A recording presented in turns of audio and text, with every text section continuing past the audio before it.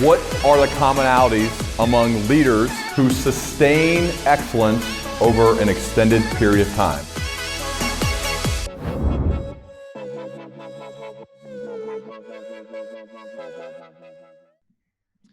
All right, Maria, it's really good to see you and talk to you again. It's been 4.5 years since we last recorded. I can't believe that. Time flies. A lot has happened in that time. I've been following closely because I've been fascinated by what you've gotten into over the past 4.5 years, and that's what we'll spend the bulk of our time talking about today. But I do, now that some time has passed since we talked, I am curious at a more broader perspective, Maria. If you think about, you're someone who is a researcher, you're a writer, you're a thinker. You've sustained excellence in your own right in multiple disciplines. I'm curious from your perspective, when you think about the behaviors of people who have sustained excellence over an extended period of time, what have you found to be some of those commonalities among those people? I think that, first of all, there are obviously a lot of differences. And I think that, you do have to realize that everyone is different and that there's no one path to success. And so I sometimes get frustrated when, you have things like, oh, the morning routines of successful people, because you know what, my routine might not work for you. But so putting that aside, I do think that there are certain characteristics that I've encountered in people who are kind of consistently excelling at what they do. I don't know if I'm one of them, but in others that I've met, and I think it's a few things. One, it's genuine interest. It's people who follow their curiosities, people who are truly interested in what they're doing and learning, and who aren't doing it for an ulterior purpose. Honestly, I have never met kind of a successful person who is satisfied, whose motivation was, I just want to make a shitload of money. It just doesn't happen. Normally they end up making that money because they were motivated by something else, because they wanted to learn the skill. They had kind of more, I hate to say the word pure, but more kind of intrinsic rather than extrinsic motivations. So I think these are people who are curious, passionate, not necessarily people who, are super focused on any one thing, but people who are focused on life, who are interested in exploring a lot of different elements, and who don't ask questions like, well, how will this be useful to me? And instead say, you know what, this interests me. Let me work on it right now, and we'll see later if it's useful or not. Usefulness is not a good metric. Instead, let me focus on something else. So I think that there's that. The other thing that I think is incredibly important is that these are all people who work their asses off, who work really, really hard, and who know that there are no shortcuts.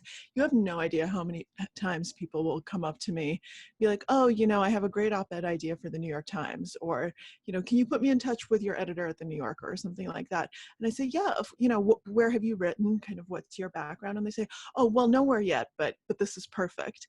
And, my answer to that is, well, it doesn't quite work that way. You need to work at it. Everything has to be worked at, and you have to work hard. And it doesn't just happen. I mean, sometimes it just happens, but that's very, very rare. So all of these people are people who just work so hard.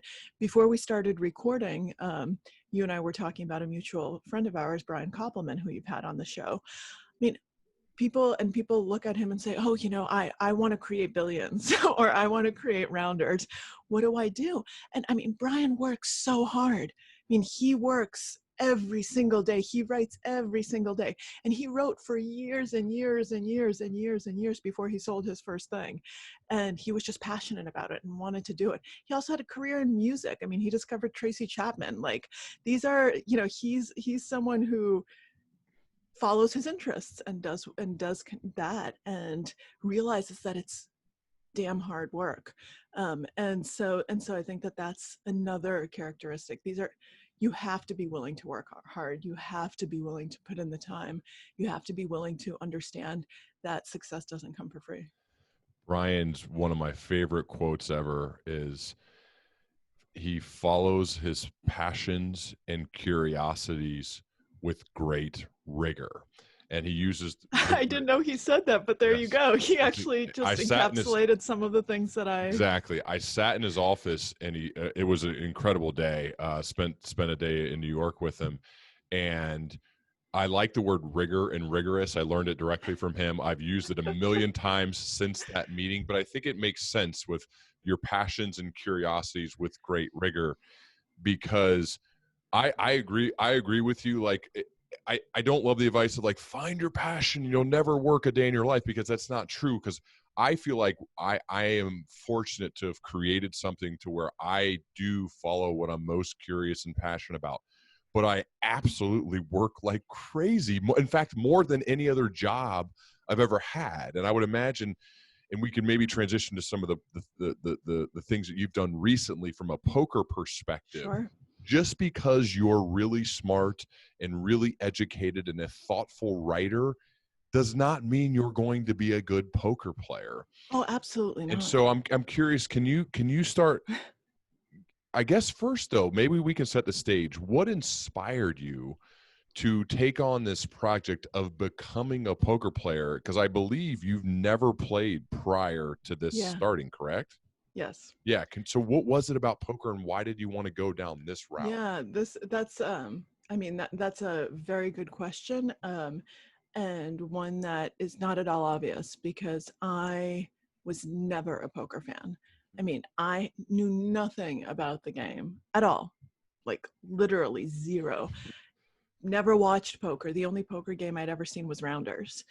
that was the extent of my poker games. So I thought that, you know, everyone looked like Teddy KGB and had an underground club, and that's what poker was.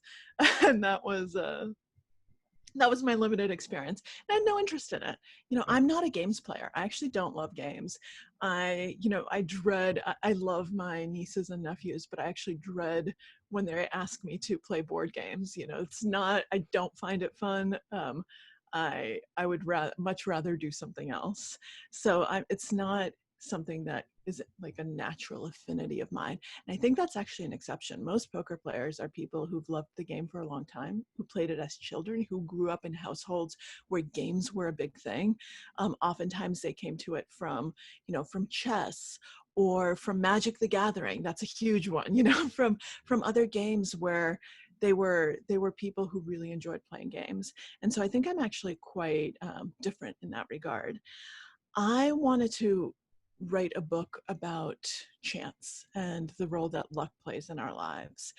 And I was looking for a way into that topic, because, you know, chance is not a book. You need a story. You need some way to look at these big philosophical questions of, you know, how much of our lives do we control, and all of that. And so I was reading, because whenever I'm embarking on something new, whenever I'm doing a new project, anything like that, I always will read a lot. Just days and days and weeks, in this case months. You have no idea how many ideas I had to go through. And at some point, my agent could probably tell how much I hated her. I actually love her. She's wonderful, because she kept saying, no, no, no, no, no. She's very good. And she's very harsh when an idea is clearly not going to work, which is why I love her. But it was just this countless back and forth.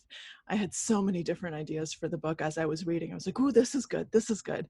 And then I came across poker when I was reading about game theory, because it ends up that poker was the inspiration for game theory. John von Neumann, who's the father of game theory, was a poker player. And game theory was actually his attempt to solve poker, because he thought that poker was the best model for strategic decision making in life, because it's a game of incomplete information, just like life. You have to make decisions based on information that's never going to be complete, no matter how hard you try and how much you look. And you have to be okay with that. So I was like, oh, this sounds really interesting. What is this poker thing? And I started reading about poker, and it just, something coalesced in my mind. You know, I'd been seeped in this world now for months, this world of chance. And I thought, hey, this might be a way in. What about if I got someone to teach me poker, someone really good, and spent some time learning the game? Originally, it was supposed to be a year. It was supposed to have, you know, a very nice and neat start point and end point. Obviously, that didn't happen. You know, best laid plans of mice and men did not go the way it was supposed to. But that was the original intent. And I thought, well, why don't I use that as the backbone of the book, use that journey as a way of exploring chance? And that's how I got into poker. And you mentioned the role of a coach, and the coach that you chose, and he chose you, was Eric Seidel. For those Rounders fans listening, Eric was made famous or infamous as a part of Rounders because they show a scene when he makes a poor play and loses. But Eric is world class, one of the best players ever. And so I'm curious about initially the role of a coach, and how Eric helped you, and there's follow-ups to this, but let's first start with that part about the role of him as your coach, and how that benefited you so much. Absolutely. Before I answer your question, I'm going to defend Eric's reputation. He was not made infamous. That was his first major tournament, and he came in second in the main event of the World Series of Poker. He'd never played a major poker tournament before. So to come in second Awesome. in the main event is kind of insane. Yeah. And he freely admits that he was outplayed. That Johnny Chan was much better than he was. I mean, he was a kid, right? In the movie, as they always call him Eric Seidel, the kid doesn't know what hit him. Yeah. so that's exactly right. Anyway, that aside, one of the things I've learned, because I have, as you mentioned, and you don't even know the half of it, switched directions many times and done many things in my life. In my first year out of college, I went through 5 different jobs. You know, I worked in advertising as a copywriter for 2 different agencies. I was a bartender. Just all of these different things. I briefly worked in consulting for like 1 week. It was entertainment consulting, and I started and I left. I basically walked in and then walked straight out. So that didn't work very well. I worked in television. So all of these different things. And one of the things that I learned, and I think I learned this earlier, it's one of the reasons why I actually had a really good undergraduate experience, whereas some people who went to undergrad with me felt lost. They felt like there weren't enough, support resources, because I knew the importance of finding good mentors, of finding people who could guide you, who could help you, to whom you could go. And one of the things that I think I'm very good at is asking for help and telling people, look, I don't know, but this is why I'm really interested in you, why I love what you do, why I want to work with you, why I'd like to learn from you. As an undergraduate, I got incredibly lucky. I approached Steven Pinker, who had just come to Harvard, and I'd read all of his books. At the time, he's written many more. So by the way, this was not your question, but if you're going to approach someone to be a mentor, a coach, whatever it is, do your homework, and really, really learn about them, and make sure you know exactly why it's this person. And the reason of, oh, this person's really famous in my field is not enough, because why are they famous? Are they going to be a good fit for you? Are they going to be someone from whom you personally can learn? That's actually, that's how I ended up at Columbia for graduate school, because I specifically wanted to work with Walter Mischel. I picked the person before I picked the school. So that's just a little caveat. But so real quick, yeah. Maria, I think it's really important, because you're probably asked to now mentor people as you are asking others to mentor you. This comes up. There are leaders listening who are running billion-dollar companies. Yeah. People are asking them, and they're asking others. I think it might be worth it for us to briefly unpack the I have some ideas around this too, but the ideal, or the proper way to seek out mentorship. Because for me, the one word that I would use that's important is specificity. Yes. Meaning, the can I pick your brain, take you out to coffee emails Oh my God.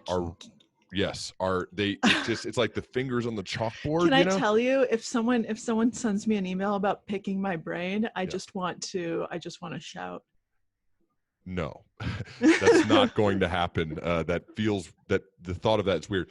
But when somebody says, I listened to this episode and at minute 24, you had Mm-hmm. this 6 minute little monologue about this specific thing that Yeah. applies to my life, and this is what I would love to talk to you about. I'm basically in 100% of the time. They've done their work. They're very specific. Is there flattery? I guess, but it doesn't even matter. It's really about the specificity behind the ask as opposed to just broadly. And so, yeah, I would love to hear your take on this. Yeah. No, I think specificity is really important. That's why I said do your homework, because there's so many people who are famous and good and, high profile, and they'd make horrible mentors for you. Maybe they'd be a good mentor for someone else, but you need to know, and you have to, this actually goes back to the beginning of our conversation when you asked me about excellence in different fields. And I said, you have to have intrinsic, not extrinsic motivations. You can't do something because you think it's going to be useful. You can't do something because you think you're going to make a lot of money. You have to do it because you have a genuine interest in it. And that's how you will eventually, it will become useful somehow. You can't predict the future. You don't know how things are going to be useful. And I actually hate, you can almost always smell it. Not always, I've made mistakes. You can almost always smell it when someone approaches you because they think you're going to be useful.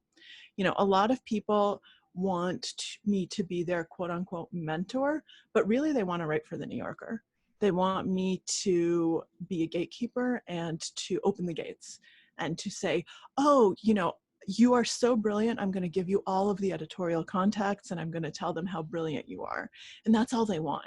And that's one that kind of feels icky. That feels like they're using me, because they are. They're using me as this can be useful. And I think the much better approaches are, okay, why do I really what do I want to learn from this person?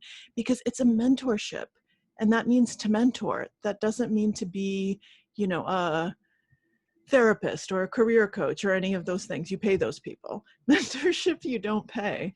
And it's something where it has to be a mutual relationship, and there has to be something in it for the mentor too. It can't just be, I'm brilliant, come work with me. Mm-hmm. I think I'll be a great mentee. And so I get, as you say, specificity is really important. That's why I said do your homework, because sometimes I've had people approach me and it's clear that they have read nothing I've written. They don't know anything about me.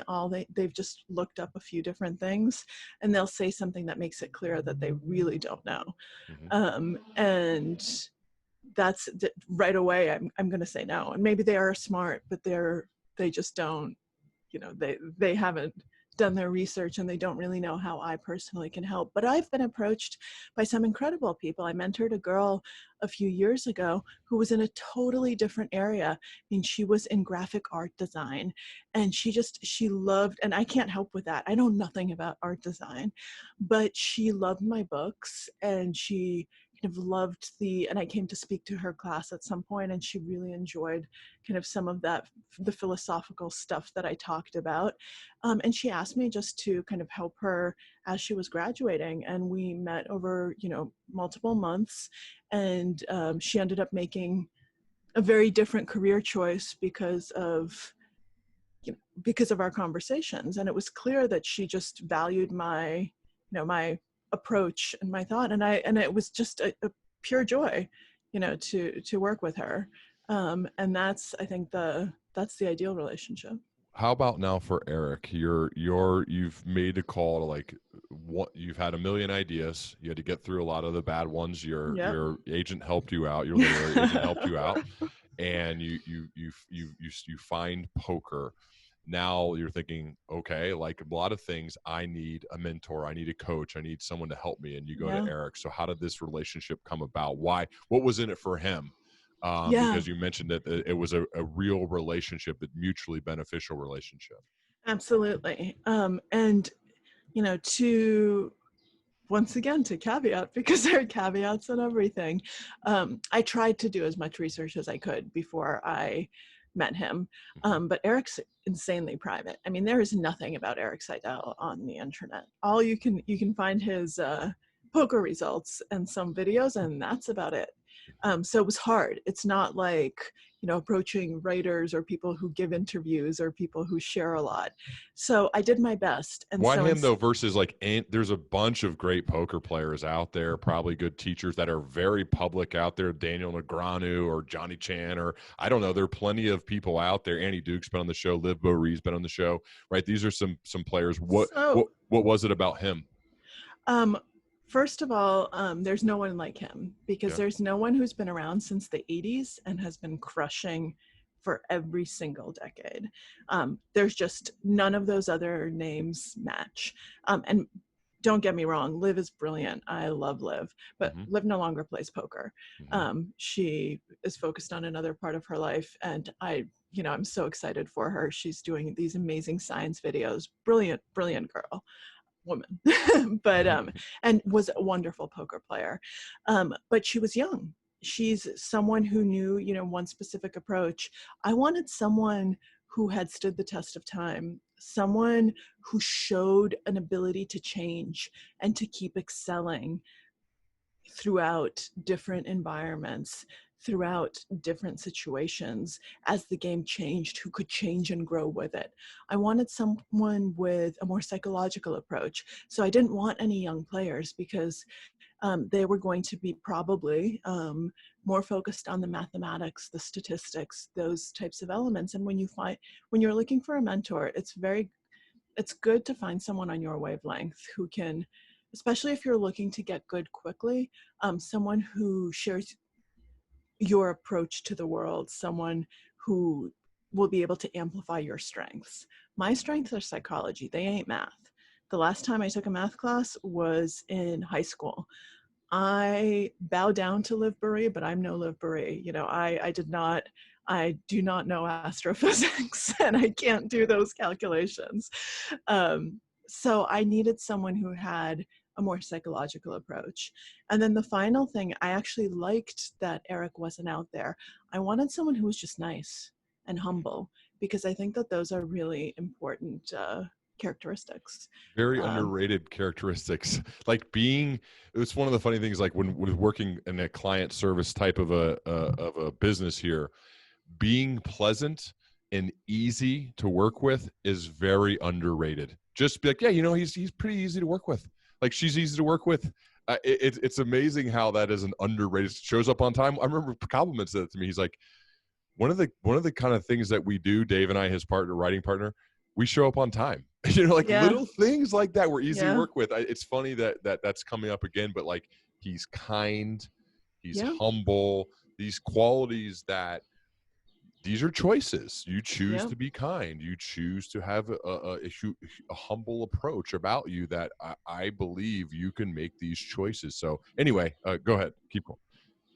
No, but that about wraps up the answer to why I chose Eric. Yeah. So these were the things, and it's funny the way that what actually clinched it for me, so that I didn't have to make up a list. There was no number 2 on the list.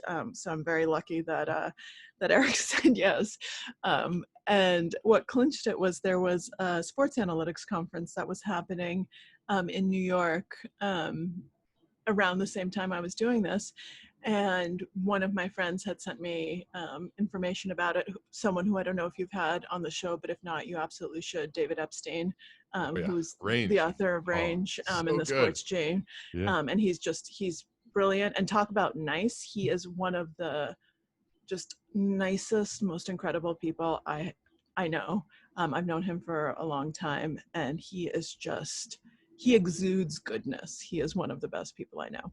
Anyway, plug for David Epstein. So he invited me. He said, oh, I think you might be interested in some of the events at this conference. So he sent me the agenda, and I was looking through it, like looking at the different events, and there on a panel about decision-making was Eric Seidel. It was poker and decision-making. And it just seemed like a sign, but really it seemed like oh my God. And he was on with actually someone else I know, who's also a wonderful writer and psychologist, Adam Alter. So they were going to be in conversation. The event never ended up happening. So Eric had a conflict and wasn't able to appear. So the panel never actually took place. But when I saw the schedule, I just thought, wow, this is someone who is interested in psychology and in kind of those elements of it, and is willing to appear, with a psychologist from NYU on a panel at this conference. That's cool. That's really interesting. That tells me something about him. And so when I saw that, that just kind of clinched it. And I, luckily I'm a journalist and used to approaching a lot of people who don't want to be approached. So I basically cold called Eric. Okay, so I'm asked a lot about cold calls, cold emails. I've had to do it over the years. I mean, it wasn't an actual call. Yes. I find that actual cold calls are very, very bad these days. People find it very intrusive. I am curious about this part. Like, how did you ask? Like, what happened? What did you say? I'm sure you did your homework, right? You were prepared, but what are some of the things you said that were convinced? I mean, it helps that you've got a track record, I would imagine, but what did you say? Well, when I first reached out, I said, hey, I'm a writer for The New Yorker. I'm working on my next project, and I think it's something that you might be interested in. I'd love to talk to you about it. Would you have a few minutes? And so just very, very quick. I think that initial approaches should never be essays. If I open an email and it's 5 paragraphs long, I close it right back up because I know that I'm not going to be able to respond to it quickly. And normally it ends up sitting in my mailbox for a year because I've never actually read it and never go back to it. And then I feel really guilty and delete it. Gotcha. And that's just my own failing, but length is not your friend. Good piece of advice for people. I mean, I get hundreds of emails. People think, and people get really upset. They take it personally when you don't write back. Yeah. But when you send me a book in email form, I just it's overwhelming, and it's hard to read and it's hard to figure out what you want. Right. It's really good to just have a very short message up front and then maybe send me the book afterwards if I express interest. And I don't mean actual book, although people have sent me actual books by email. I just mean long emails. Right. So, So he responded to this little Twitter direct message. And he said, sure, I love The New Yorker, I like your work. So that was good. Right away, when he said I love The New Yorker, it was kind of this guy also likes The New Yorker. This is good. I didn't yet know how rare that was among poker players, but it's rare. Mm-hmm. And then he said, I actually happen to be in New York, so if you want to meet in person, we can do that. And I said, yes, please. Because another tip, if you can get an in-person meeting when you're not in lockdown and it's not COVID, and we can once again do this. So be safe, do not take in-person meetings right now. But in general, if you can do it in person, do it in person. And that's a really good tip just for anything. For journalists, a lot of young journalists want to do everything over email. And I try to discourage them from doing it. When I mentor people, I say, try to meet with this person. And if you can, if they are actually in some sort of a reasonable area, then do that. If you can't do video, and if you can't do video, do a phone call, and email is your last resort, because as communication becomes more and more removed, you learn less and less because you don't pick up on the cues, you don't pick up on the body language, you don't pick up on the story they're telling you in their other gestures and not in the words. And so you actually miss a lot. And when you're writing a story, you want to try to get people in their natural habitat too, because they show you more than they tell you. Whenever I write stories for The New Yorker about scientists, I always ask to go to their lab and actually watch them work and observe them. And I think that that's just so telling. Sorry, I keep getting into these asides, but I think they're important for learning. So I was thrilled that he wanted to meet in person. Gotcha. Okay. I want to get into some of his stuff Yeah. too, but I also I want to bounce around for a second. So Yeah. part of what you've written about is the role of luck in our Hmm. lives. And I think it's something you've written about when it comes to poker. You said poker is a powerful tool to metabolize the luck that surrounds us and a way to become comfortable with something that is not only all too applicable to our current situation, but extremely difficult for the human mind to process: uncertainty. And I wanted to grab that quote and have you expand on that, because that is something certainly happening for everybody right now. And I like these to be timeless, though, because, and from a timeless perspective, uncertainty in leadership is a certainty. It will always be part of being a leader, is having to make decisions with 50% of the information or less or a little bit more. And so you're always going to face some sort of uncertainty. What have you taken from what you learned, and we could get deep into now some of your work that's published in the book, that you've learned from a poker perspective to help make you make better decisions in life and understand the role of luck in our lives as it Yeah. pertains to that?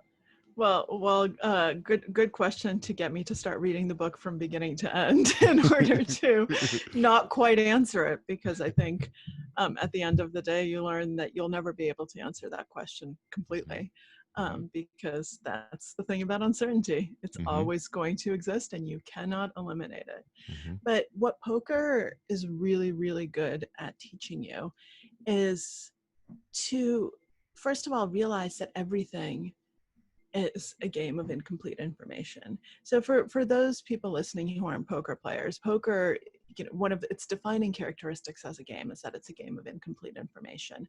So there's information that I have, there's information that you have, there's information we have in common, but nobody has all of the information. It's not like chess where everyone sees the entire board, everyone sees all of the pieces. No one knows my cards except for me. And no one knows your cards except for you.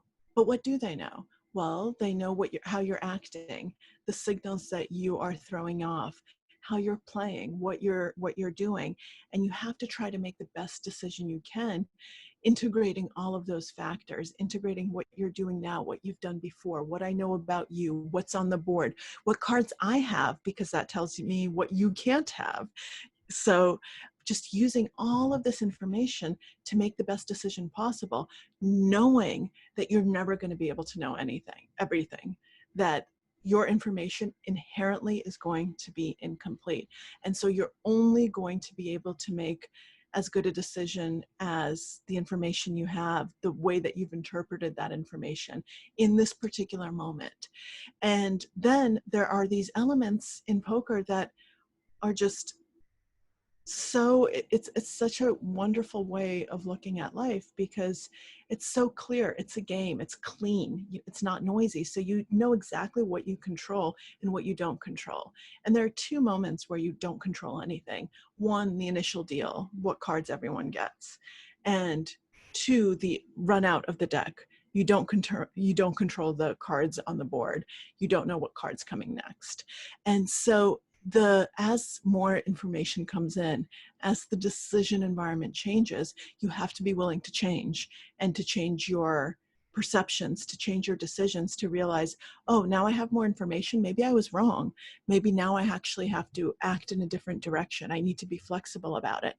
And ultimately, my goal is to make the best decision I possibly can with limited information, knowing I can't control the cards, and knowing that the cards might go against me.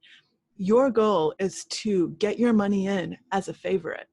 And you know what? If you get your money in as a 75% favorite, you know what's going to happen 25% of the time? You're going to lose. And you have to learn to separate the decision from that outcome, because you don't control the outcome. That's the uncertainty. But if your decision was sound, if you made the decision to the best of your abilities using all the information you had available, well, then you have to make that decision over and over and over, even if you lose, because variance only evens out in the long term. In the short term, it doesn't care that you already lost 3 times and it was only supposed to be 25%. So what? Yeah. So you're talking about the numbers and the math. You're not necessarily a math person. So I'm No. wondering, how does that play a role? Because Maria, what I'd like to do is relate this off the felt, off the Yeah. poker table to somebody. Let's say somebody is a mid-level manager at a big company and they're trying to build a great team of culture and they have to make these tough decisions, whether it's hiring or firing or the tone of their Monday morning meeting, whatever it may be. They're making decisions constantly.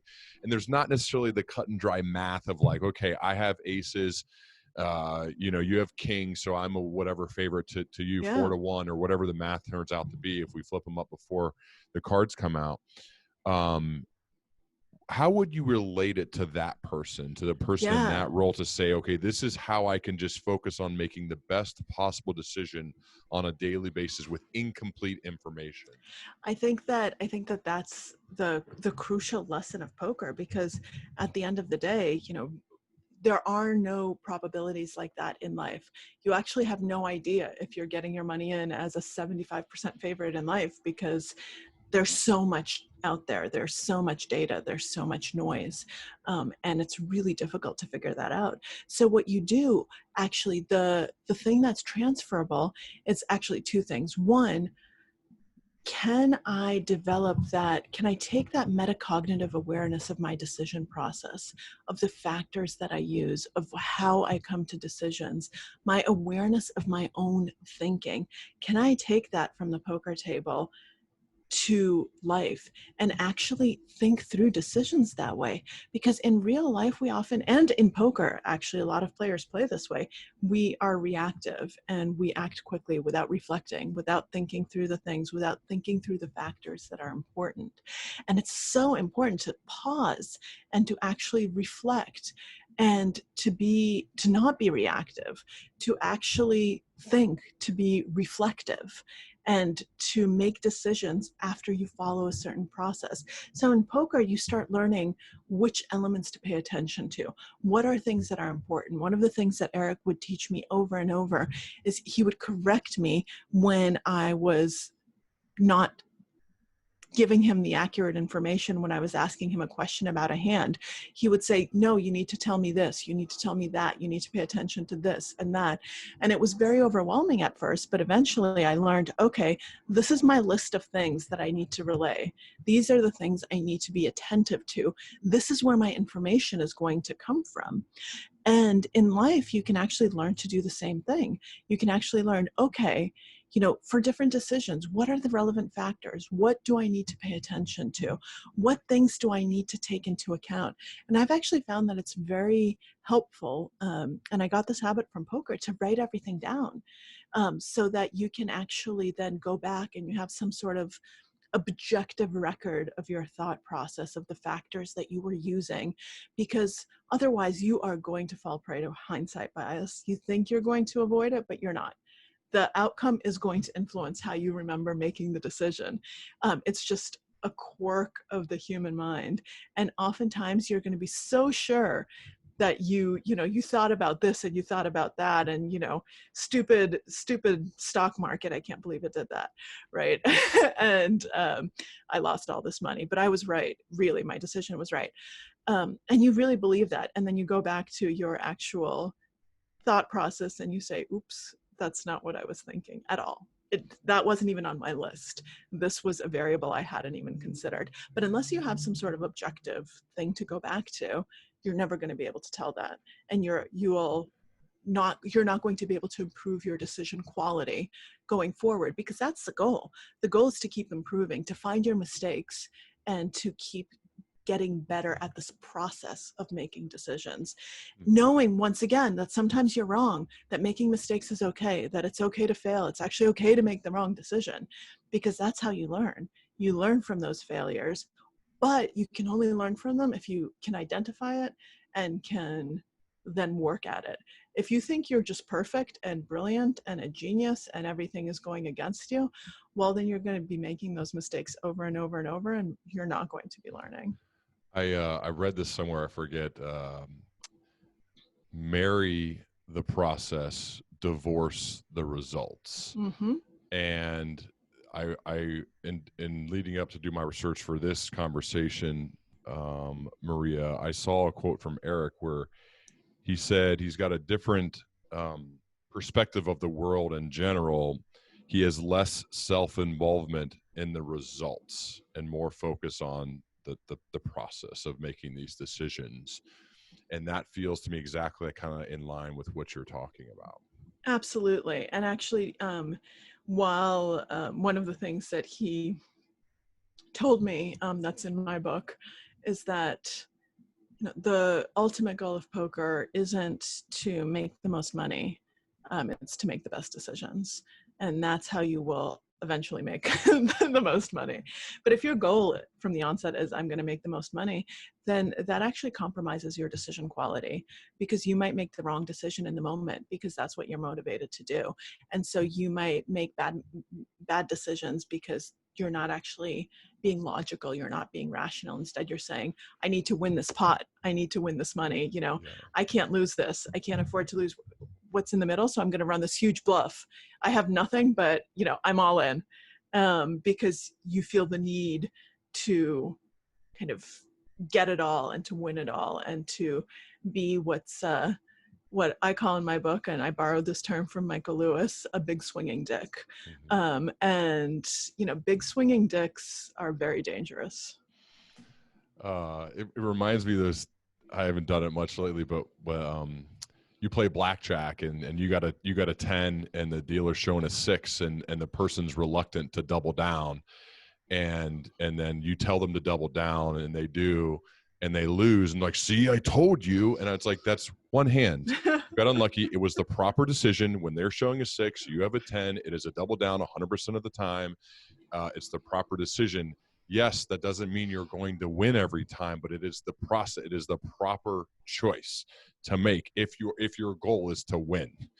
And that's the part that is tough at times, where it just leaves you to say, I'm just going to keep my mouth shut here and focus on playing, because I think that comes up. But one thing you brought up, Maria, that I think is interesting to me, that because as someone who published their first book this year, this really stuck with me, because I've played poker and I've written a book, and you've compared poker to writing, how both are deceptively simple on the surface. Like anyone can do either, but to do either well in the long term, a certain mastery is needed. And so both are subject to the Dunning-Kruger effect, which means that the more someone knows, the more they realize how much they don't know about a topic, while someone with little knowledge tends to be falsely confident about their understanding of a topic.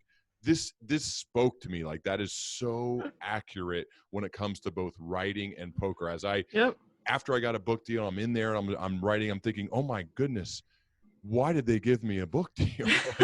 I thought I was actually kind of good at this, and now I realize I'm not. And I think it's because I just did it so much more. Same way with poker. So I'd love for you to expand on that aspect of the relationship between poker and writing, and how the more you know, it's like, oh, there's so much more to know. Absolutely. And I think Dunning-Kruger, it applies to those and everywhere else. It's one of the most applicable effects ever. And I have seen it in myself. There's no protection from the Dunning-Kruger effect. It's very powerful. So I sometimes will reflect and say, oops, I thought that was going to be easy. Shows what I know. But yeah, it's one of these things where I think that poker and writing have a lot of commonalities, and from the outside they both look really easy. It looks like it's an easy way to make lots of money, and that's an awful misconception, because most writers don't make a lot of money and most poker players don't make a lot of money. But you see kind of these outlier cases in the media and you think, oh, this is easy. But even someone like, people think that I make tons of money. I don't. It's actually, it's not something I did to become a millionaire and to have a very lucrative thing from either writing or poker, actually, even though I had some good years in poker. But that's, it's a misconception from the outside, because you're seeing a very skewed version of the world. But it comes from, I think, the fact that writing is something that everyone can do. everyone knows language, everyone knows how to speak, everyone's taught to write, and so they think, oh, how hard can writing a book be? I already know how to do it. No one comes up to a piano and says, oh, I know the scale, let me write a symphony. And yet people do that about music all the time. They say, oh, I know the alphabet and I know how words work, let me write a book. I'm going to be great, just give me money. And poker also looks like a very just easy way to you just sit down and rake in the cash. And in my book, I talk about how many times people have approached Eric. And by people, I mean Uber drivers, Lyft drivers, bartenders, waiters, people who recognize him as he's trying to live his life and tell him that they could be really great poker players and he should stake them. That the only reason that they're not him, because they can play better than he can, but the only reason they're not him is that they've never gotten that lucky break. And so he should give them that lucky break. And it just happens so much that it's become a running joke. Everyone's a great poker player, and there's so many armchair great poker players who look and say, oh, I can't believe they're making that mistake. This is how you play that hand. Because it just seems like, oh, what do? You sit at a table and you bluff and you get all the money. And it's something everyone can do, right? Everyone can sit at a table and look at cards and say, I raise, I raise, I raise. And so it seems like very easy way to rake in the cash. And both of those things are complete misperceptions. The best players, just like the best writers, work their asses off. I mean, players at the top of the game. So I, through Eric, met most of the best players in the world right now. And a lot of them became friends. And I've learned that these are just brilliant, wonderful people who could have done anything they wanted to do in life and decided to pursue this game. They study for hours and hours and hours. They dissect hands. They talk to each other. They run computer simulations. I mean, they work hard.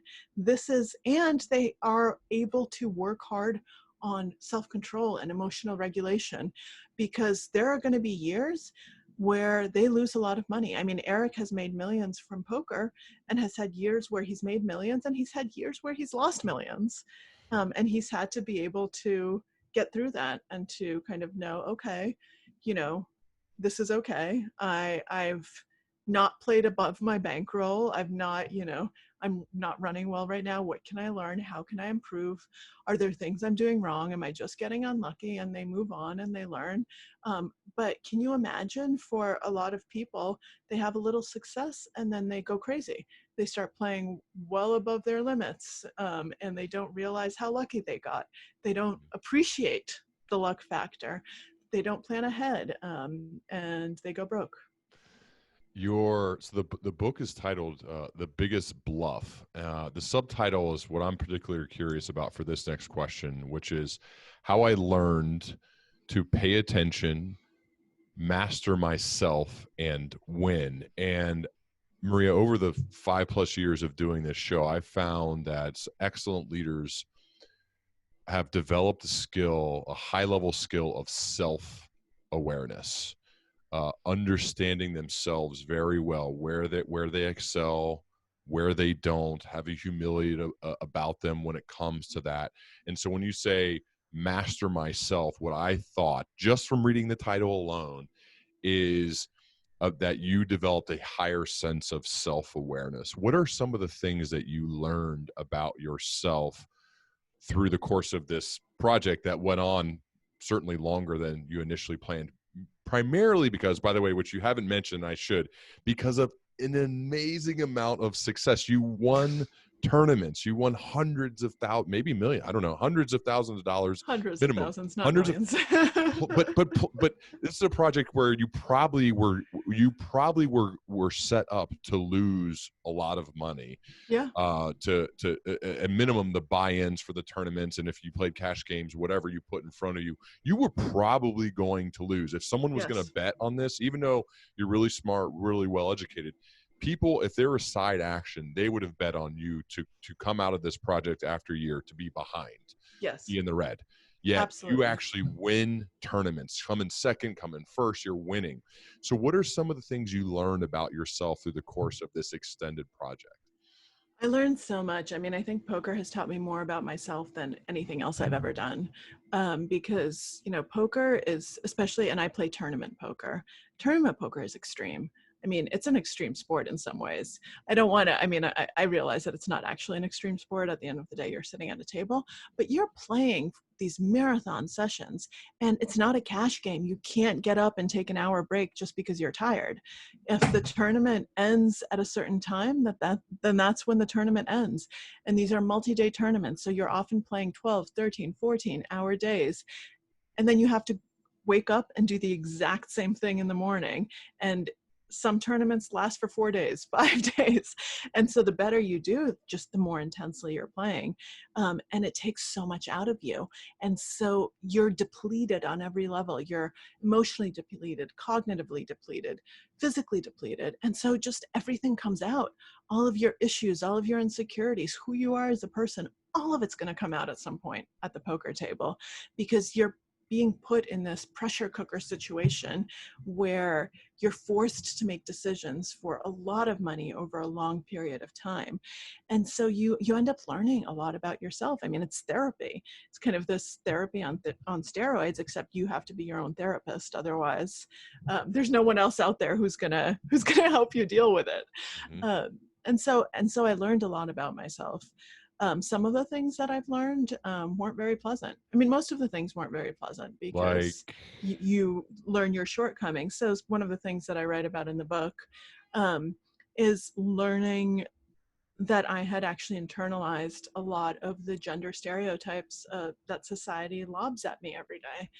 I had thought that I was above that I understood them, that as a psychologist who knows stereotypes and biases and all this stuff, that I would have found a way around them, but it ends up I haven't. And it came out in my poker, and I was losing money at the beginning because I was too passive. I was letting myself be bullied. I was too afraid to, antagonize people. So they're like, oh, that's the bitch who always raises. And so I'd call, I'd try to kind of take less active lines even when I had really good hands. So with my great hands, I didn't make as much money. With my bad hands, I lost the maximum because I was just being very passive, very straightforward. And I knew at that time, it's not like I came into poker with bad habits. I had Eric, one of the best players in the world, telling me what I was doing wrong. I knew I was making mistakes, and that didn't prevent me from making them because there was this psychological blockage. Knowing what you're supposed to do and how you're supposed to play a hand doesn't mean you're going to play the hand that way, because all of your psychological stuff is going to get in the way. And so I found that out about myself, and that wasn't great. That wasn't a pleasant realization. It was something I had to work on. It's something I'm still working on, but I think it's made me a much stronger person. So that's just one example. how have you taken from that example? How have you taken that into your life outside of poker? So I've so if you read the book, you'll see a lot of examples of that specifically, because that's something that I explore throughout. But something just very concrete is that it's helped me get more money for my writing. I've become a much better negotiator because I can stand up for myself. Wow. And so you learned how to stand up for yourself better because of being, I guess, forced and coached and helped, and seeing the downside of not standing up for yourself. Exactly. And seeing it in my bank account. I think this is really important though, Maria, because I think from the outside, people looking in would say, well, of course, Maria Konnikova will stand up for herself. Look at everything she's done. Look at everything she's accomplished. So you almost become not relatable to people. And this is a relatable moment I think for people in general to say, wait a second, if Maria needed to learn how to stand up for herself after all of this, wow, like I think it makes people feel better about it that you had to go through this. And when I think from the outside looking in, we would think, no, you're already way past that. You don't have to deal with that type of thing. Only people like me have to deal with that type of thing. I thought that I was way past it, and I'm not. I mean, my and my imposter syndrome just was on all sorts of high alert. And poker, or in life, or both? Both. Really? Do you still have like big imposter syndrome? Absolutely. Absolutely. I don't think it ever goes away. Poker has made me better at identifying it and trying to play through it, so to speak. How do you feel? I know we're not giving speeches right now, but when we are, how do you feel the 5 or 10 minutes before going up on stage? I'm always nervous. I always have butterflies in my stomach every single time. I always get nervous before a big poker tournament. Yeah. I always get nervous before any big thing. And I think that's good. I think if you learn to use that as fuel, then it means that, you know, you're still learning and you're not overconfident. I think the moment that I go into a speech thinking, I've got this, you know, I'm going to crush it, is probably the moment I'm going to really fail. Yeah. I know we have to run, but I am curious. One last question. If there's like you are getting asked a lot of questions. Your people want you to mentor them. Is there a general piece of advice that's not specific really to a particular industry or a job or even an age, but a piece of kind of life advice that maybe it's been passed on to you that you pass on to others? I know this isn't the easiest question always to answer, but sometimes we get gold out of it, which is, what is kind of general maxims or ethos that you would pass on to other people when they're looking to make a positive contribution in the world? I mean, I would actually echo some of the things that we've already talked about, and add a few. So the things we've already talked about, I would say work hard and know that life owes you nothing. Mm-hmm. Zero. That is what you're owed. What you deserve is zero. Everything is earned. Everything is worked for. You have to earn it. You have to get it. And life isn't fair. And there are lots of inequalities, and it sucks. But railing it's not fair is not going to do anything for you. Instead, you have to try to figure out, okay, how do I make life more fair? You know, how do I try to fix the inequalities? How do I try to kind of make the playing field better for others, for myself? But what can I do? What can I control? Don't spend your mental energy railing against things that you can do nothing about. If you don't like something, figure out a way to fix it. Figure out a way to change it. Figure out what you personally can do. What are the things that you control? What are the things in your power? And do that. And the other thing that we talked about, follow your curiosity. Don't do things because you think they're going to be useful. Don't study computer science in college because you know that computer science is the hot new profession and Silicon Valley is hiring. If you want to study English, even though people tell you that English is useless, study English and read fiction, read literature. Actually, that's the number one piece of advice that I think I would give to people right now, because I think that too many people don't do it. Read fiction, read poetry. Lots of it. That is what fuels you, makes you a bigger person, a better person, a more emphatic person, a stronger thinker. That's what gives you creative energy and critical thinking abilities. Too many people, and so many people that I know, and especially the young people who I've mentored, they only read nonfiction and they say fiction is stupid, poetry is stupid, I don't need it, it's not useful, I don't learn from it. Surround yourself with books and read. Love it. Well, your book, The Biggest Bluff. Nonfiction. It's nonfiction, but The Biggest Bluff, How I Learned to Pay Attention, Master Myself, and Win. Absolutely pick it up. Maria, thank you so much for investing your time with me here today. I'd absolutely want to continue our dialogue as we both progress, and I'm excited to see what you choose to do next. Thank you so much, we Ryan. can hopefully record about that in the future. That would be wonderful. Thank Awesome. you. All right. Thanks so much, Maria. Take care. Bye. Bye.